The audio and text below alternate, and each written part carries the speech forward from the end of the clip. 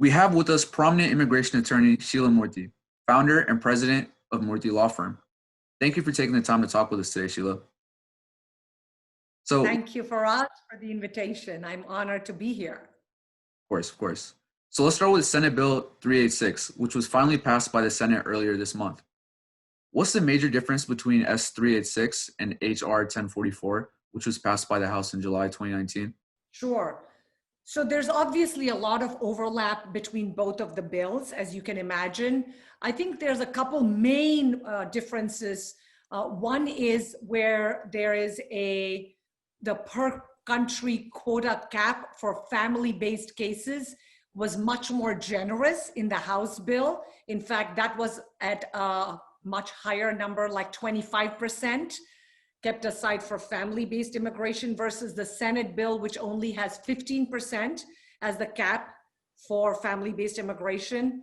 And another area in which I think there's a fairly big difference was the elimination of the per country quota employment-based numbers. The House version tried to eliminate it over 3 years versus the Senate version, which eliminates it over a course of 9 years. But ultimately, the two bills, are not that far apart. And so we expect that if the negotiations continue and if Trump is willing to sign it before he leaves office on January 20th, then there's a high chance it could pass. Though, of course, we are seeing a lot of pushback from certain organizations and people from other countries who are concerned about now potential delays for their country nationals who could be stuck in very long lines. So what are the chances then of the Senate and House reaching a compromise before the term of the current Congress ends early next month? It depends on how much push and pull there was. I know that several organizations had pushed very, very hard for years for this bill to pass. We've been hearing about it coming up and being an issue for the last, I would say, between 10 and 20 years. I also, as I said earlier, know for a fact that organizations and nationals of other countries are very concerned and alarmed that right now, if there is a zero waiting time in the EB2 categories for those countries to get their 485s approved, they could end up having between a 0 to 5 year wait to get their cases approved. Their 485's adjustment of status applications approved. So they are concerned. And so, it depends, I guess, on who's able to convince members of Congress, because until now, the organizations that have been pushing it have always said, hey, it doesn't impact anybody else. Now that this bill may become a reality, a lot of people are coming out and saying, whoa, just hold on a minute. I'm not very comfortable about what's going to happen because it's going to impact us. Now, for Indian nationals, of course, it's a huge benefit not to, it's going to cut back the times instead of 15, 20, or 30 year waiting time. It could be between 0 and 5 or 0 and 10, 5 to 10 years. So it's a huge time differential for Indian and then Chinese, but it could certainly end up causing delays for several other countries because those extra immigrant visa numbers from employment and family-based are now going to be sort of distributed in a different methodology. If the bills die in the current Congress, do you expect the next Congress to take it up again? There's a huge support. A lot of people, a majority in both houses, as we know, have passed the bill. The question is, what is the reason for it not to get past this Congress, and whether those factors that will prevent it from being finalized now so that it can be wrapped up in this Congress could be the same reasons why it may not again come back up, because every few years we hear about it passing one or both houses. This is the first time both houses agreed to it. And now I guess there's going to be a little bit of pushback, as is to be expected with any bill that comes up anytime, because people don't, because people don't fully appreciate it. Sometimes they do it for their friends or other people, and then suddenly they're like, whoa, I didn't know that this is the possible side ripple effect of this bill. Okay. So what is the chance of it passing? It depends, again, on the pushback from the different parties. So, if there's going to be a delay now and it doesn't pass now, I believe that those same concerns will continue through the next Congress as well. As far as Congress is concerned, is it a done deal that the country quota should go? No, I think nothing is done with anything. You can never take anything for granted until the bill is actually finalized. Both houses agree on every nuance and every detail of it, and it's signed by the president. Never, ever, ever take anything for granted in politics, which is rule 101, as we all know about politics in any country, in any part of the world, and equally so in the great nation of the United States of America. So in that case, do you think it'll require endless negotiations in next Congress to pass a similar bill? So if both houses actually pass it, because there's still an overwhelming majority that are interested in pushing forth and forward with this bill, then great, it could very well pass, because we're very close to this finish line right now. The only reason that I can think is if either because they take off time because of the holidays, Christmas break and New Year's break, if they're taking off time and then they all rethink about it and they get a lot of pushback from their constituents, then there's a risk that in the new Congress, they're not going to be as excited to agree to sign it again, like the way they have with an overwhelming majority in both the House of Representatives and the US Senate. Some immigrant rights groups have voiced opposition to the anti-Chinese language in S.386, saying that it's xenophobic. Do you agree with that? So I think the language they're referring to, and people keep saying it because the bill, the per country quota limits, none of those are targeted. I'm thinking that the issue that they're talking about is there is a provision in the bill which says that the U.S. Department of Homeland Security, in consultation with the U.S. Department of State, the U.S. Department of Defense, and the U.S. Department of Justice, along with members of the intelligence community, plan to create a definition of what it means to be affiliated with the military forces of the People's Republic of China or the Chinese Communist Party. And so that would then prevent or bar a Chinese national to be able to seek admission, even on a tourist visa, student visa, any visa, or to file an adjustment of status and get the green card approval. And so I think people are saying that part seems unfair and discriminatory against China and Chinese nationals, because almost everybody in China is required automatically as a matter of like standard policy to be a member of the Chinese Communist Party. So it almost sounds like they're saying if you're from China and you just did what 99% or majority of the people were required to do to get a job in China, etc., then if that would prevent you from getting your green card, then it seems unfair, and hence it is discriminatory against Chinese.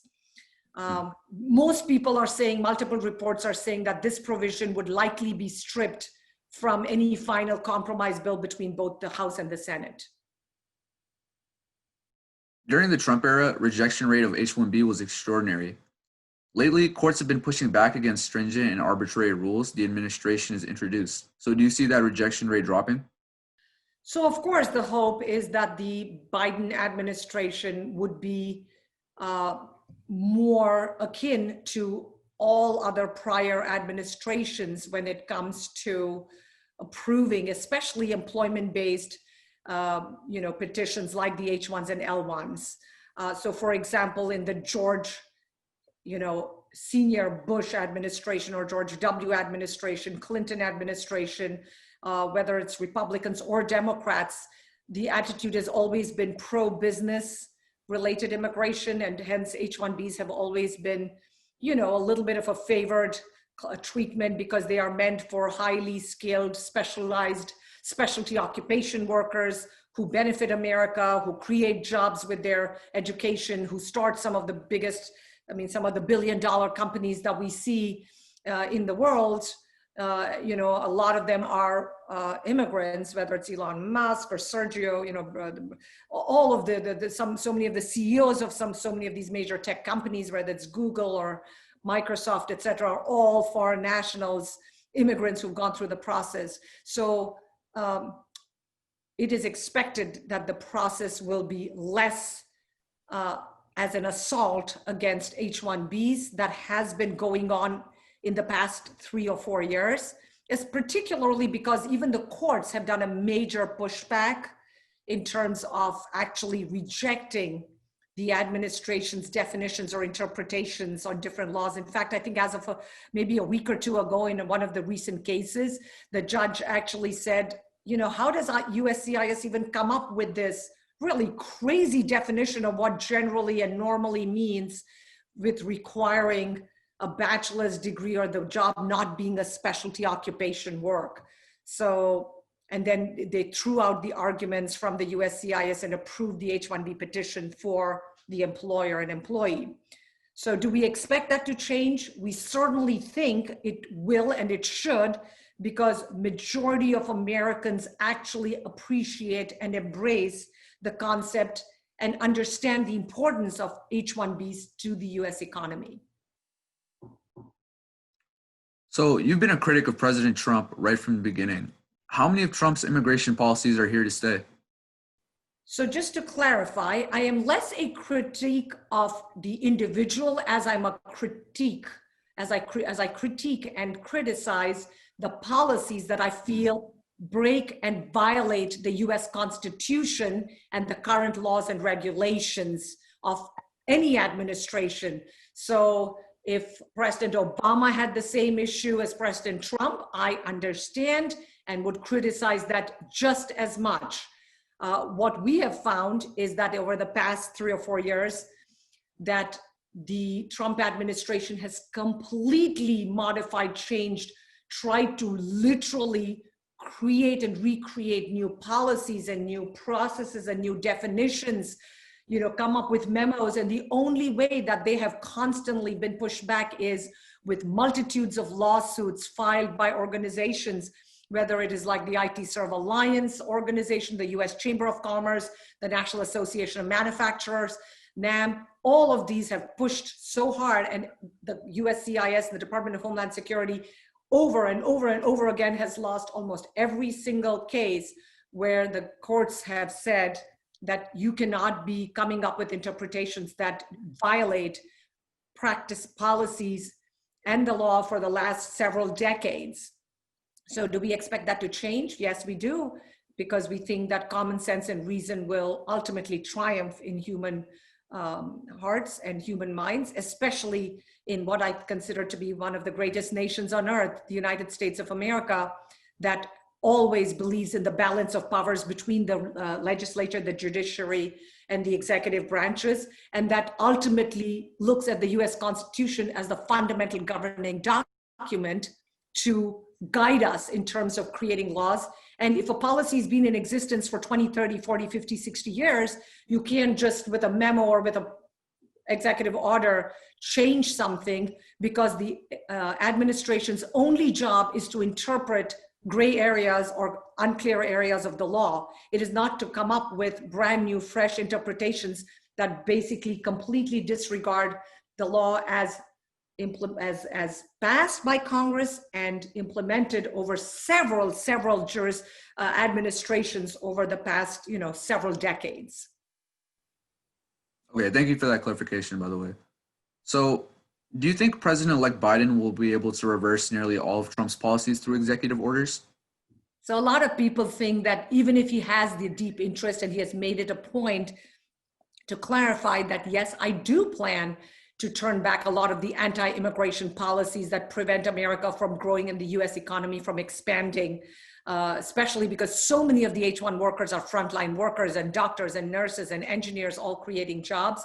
It's not going to be easy to turn the clock back immediately. It took the Trump administration a year or two to get their wheels in motion. It's going to take at least a year or two to start the new policies to take effect. It could even take the entire first term of the Biden administration to try to replace really negative anti-immigrant policies that adversely impact US employers, high-tech companies, manufacturing companies, businesses, and the economy and creation of jobs. So will it happen? It should. How long will it take? It could take anywhere from few weeks in some cases to months to maybe years for certain policies that are more ingrained. It is really amazing how one person at the top can permeate a culture. And that's why it is so important to have a leader that believes in the rule of law, that believes in the US Constitution, that believes in what we consider as fundamental to what is the greatness of the United States of America, because it is not an autocracy or a dictatorship or something where any one human being can say, this is my fiefdom or my kingdom, and I will, with a stroke of a pen, change decades of laws and policies and procedures that my own that the president administration, that the executive has been working and implementing. Okay, so going off that question, how quickly can Biden roll back Trump's restrictions regarding H-1B and H4 EAD specifically? So we hope those can be pretty fast, because that's something he has referred to routinely. And so we're hoping that he has already said very clearly that the two presidential proclamations that were passed on April 22nd of 2020 and June 22nd of 2020, the second one, the June one, impacting H-1Bs and L-1s and J-1s, you know, those sort of employment-based, that he intends absolutely to turn the clock back. Trump has basically said he will continue with those through December 31st and may even possibly extend those beyond. So Biden would have to come in immediately on his presidency and cancel those presidential proclamations. So some of those can happen very quickly, possibly, but it'll again take a couple of months for the consulates to open, to start accepting visa applications. And there's already a backlog since, you know, people, since COVID-19, because since March of last year, when people were stuck and couldn't go back and travel back, especially countries like India that shut their borders between almost March, April through September. So it could take months, but Biden should be able to overturn some of those almost immediately. And some of the others, as we just talked about, could take a little bit longer. So the H-1B landscape has become increasingly tougher and tougher for Indian IT companies as they have to pay more in fees and face more scrutiny. The departure of Trump will make their lives a little bit easier? Well, that's certainly the hope. And it's certainly the hope that it will, immigration, whatever people feel about, you know, any other issue in America, at least in the last 30, 35 years that I've been practicing immigration law, I have never seen such an unmitigated onslaught against US immigration and immigration policies as we have seen during the Trump administration. As I've often said, it is kind of ironic and surprising when two out of his three wives are immigrants. His mother was an immigrant from Scotland. His grandparents from his father's side are immigrants. And honestly, all of his children, except Tiffany, I believe, are children of immigrants who, you know, if they were technically ever to want to stand for elections or to become the president, their eligibility should be questioned, just like he questioned under the birther theory Obama's eligibility to be considered for being president because his father was from Kenya.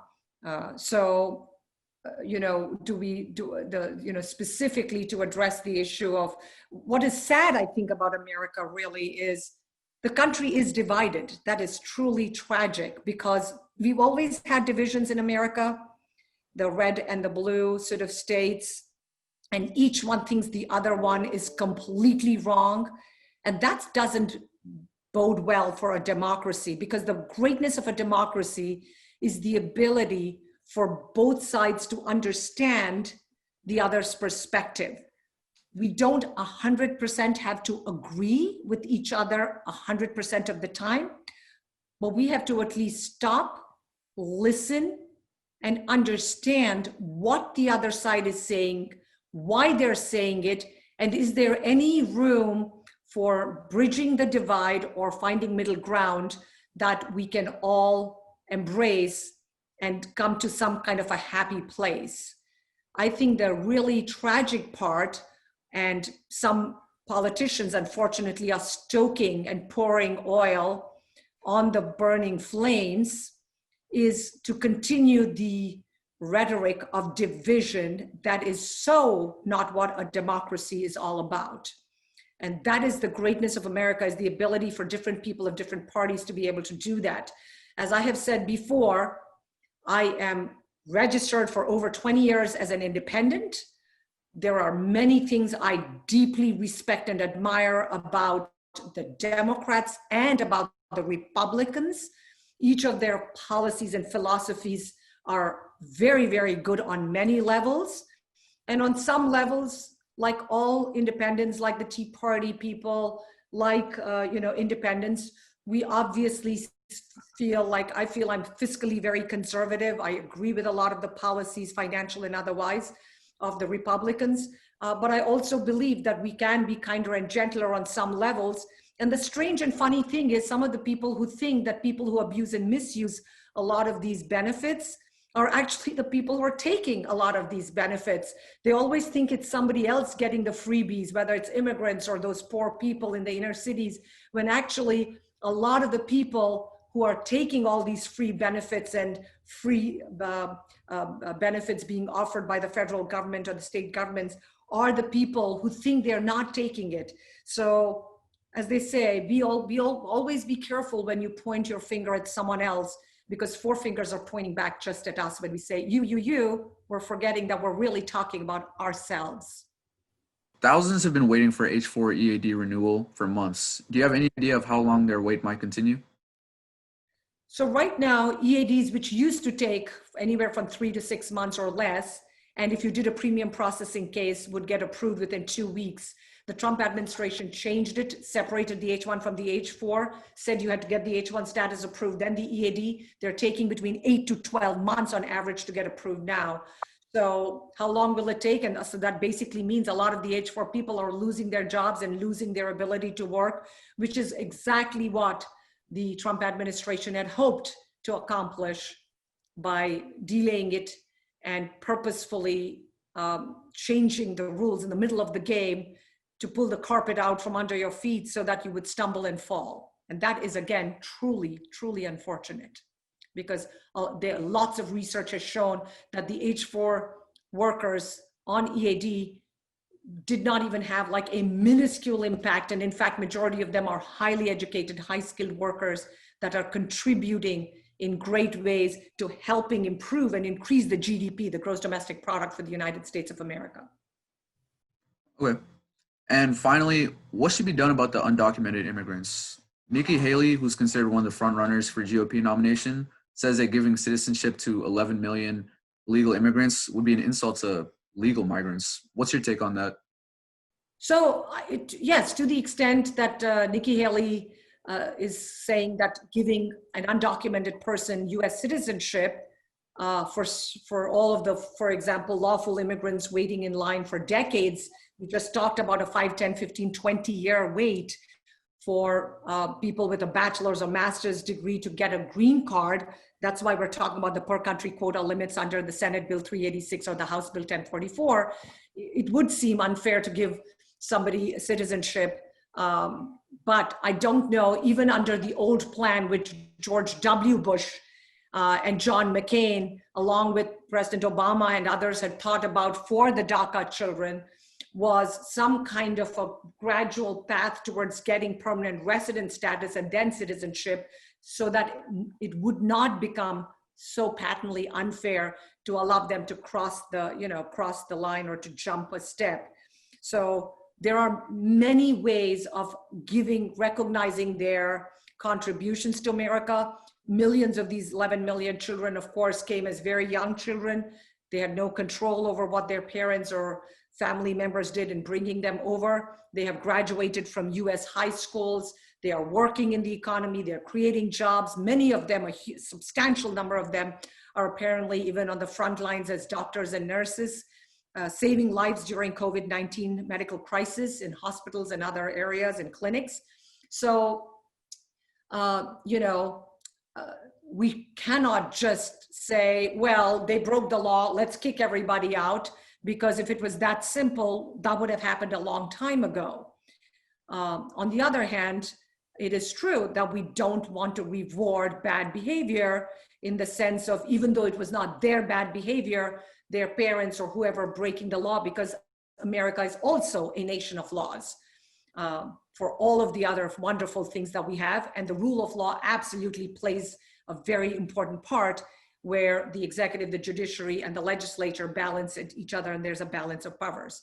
So what should happen? I think there should be a path to them legalizing, being embraced, recognizing their contributions, but they should not be allowed to jump ahead of those who've been waiting 5, 10, 15, 20 years, doing everything they can to follow the law and give them their citizenship in due course after letting them become permanent residents, just like the way we've been allowing, you know, the H-1Bs and other workers with bachelor's and master's degrees from the United States or any other part of the world to get their green cards and their US citizenship.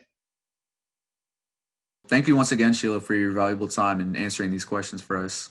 It's always a pleasure for us. It's a pleasure to help American Bazaar Online. And I also need to say that even though we keep saying, you know, we need to follow the rules, we need to follow the law, everything works, the bottom line is that we can continue to be, I think, the greatest nation on earth if we embrace the fact and our history that America is a nation of immigrants that was built largely by the hard work of immigrants and their progeny. And so to wipe away our history, to suddenly make any one person or group of people the evil people or the bad people, it's simplifying the problem, it's ignoring reality, and it is not ultimately going to help all of us to make America richer, better, and bigger, and greater than it already is. And I think our potential, our greatest days are ahead of us.